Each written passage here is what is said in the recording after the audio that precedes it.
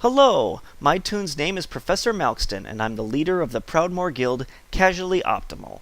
This video will teach you how to play Vashjyball, named after the Lady Vash encounter in Serpent Shrine Cavern in Zangarmarsh. This game is played in the second phase of the encounter, so let me explain the basics while we get Vash down to 70%. We're going to use the tainted cores in this fight as footballs. Tainted cores work basically the same as heavy leather balls, voodoo skulls, and paper zeppelins, but with one exception. You cannot move while you have the core.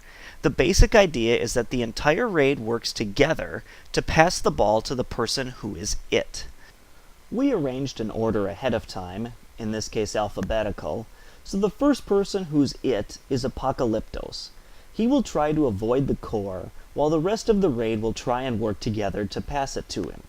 We're about to start Phase 2. Because the Lady Vash encounter is so old, let me go over how it works. Elementals will spawn in the water on all sides of the room, and move in a straight line towards Lady Vash. When they reach her, they will give her a buff that increases her damage. As you play, it's important to try and kill as many of them as possible. At 50 stacks, the lightning cast by Lady Vash will do about 10k damage, so it does become a problem. Naga will also spawn during this phase, and they should be killed too. However, at level 85 they're not much of a threat, although their 8-second hamstring ability can be an issue. Tainted elementals will also spawn. They are the mobs that drop tainted cores, the object we're using as the ball.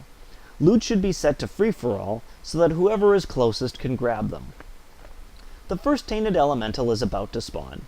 You can tell where they are with a macro, or by looking for the green arc their poison bolt makes.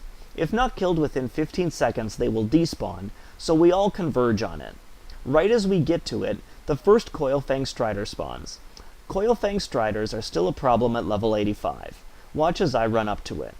They have an aura that fears anyone next to them, as well as increasing run speed by 150%. This is incredibly annoying, but it works to add a level of difficulty to the game of tag we're playing. You can slow them down, which helps a great deal, but with 120,000 health, they're still surprisingly hard to kill for a melee class 2 expansions later. In fact, I spent most of the rest of this attempt getting feared by this Strider.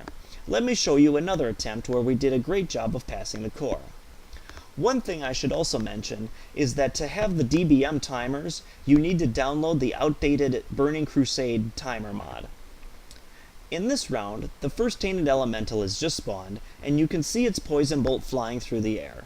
As I run over there, you can see the 4 beams powering Lady Vash's shield. Using the cores to deactivate this shield was how you were supposed to beat the encounter back in the day, but for our purposes, it just keeps anyone from killing Lady Vash on accident. Crazy has just looted the tainted core, and the game begins. He quickly passes it to me. I have Apocalyptos targeted, so I know he's on the far side of the room. I pass it back to Crazy, and help him with a Naga before running towards Apocalyptos. You can see how things start to get pretty crazy. Between the elementals, Naga, Striders, and actually playing Vashjyball, there's a lot going on. Crazy passes back to me, I pass it to Sparrow, who passes it back to me, and then I pass it to Apocalyptos. Now that we've tagged him, the next person in order is it.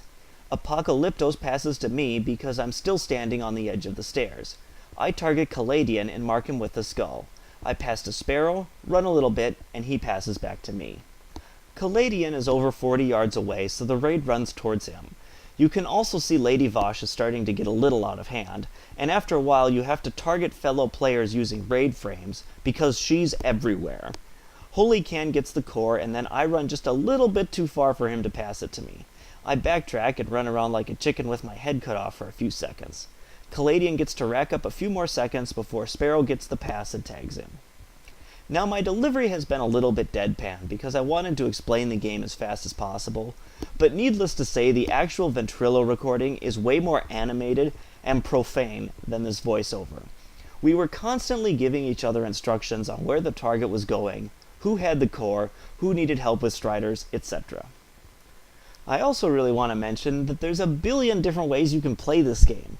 The players in this particular game were just board players in trade chat, so free-for-all worked best for that. What I'd love to see is a really hardcore guild go in here and play after they're all caught up on heroic content and see what they can do. For really organized and skilled players, I suggest playing in 2 teams of red tabards versus blue tabards, and the rule would be that you have to pass the core between all team members before you could pass it to a member of the opposite team. The winner would be whoever does this fastest, and you could also add other methods of scoring, such as damage done to Nagas, damage done to elementals, most healing done, and least damage done to Striders. With more players, dying from Vash's lightning wouldn't be such a concern, and you could start doing things like misdirecting and tricksing the Striders to your opponents to mess with them. And certainly a bunch of abilities would be really fun on this game, like Leap of Faith and Demonic Teleport. The last thing I want to mention about the game is that Lady Vash cannot be reset, which I believe means that this game doesn't necessarily have to be played just in her area, but could be played throughout all of Serpentrine Cavern, elevator boss and all. I call this Extreme Vashjyball. Since the whole idea behind this video was to plug my guild, Casually Optimal, I suppose I should sneak in some info. We play on US Proudmoore, which is a PvE Pacific Time server. I have 5 years of raid and guild leading experience, but recently took a break and switched servers, so you can still get in on the ground floor.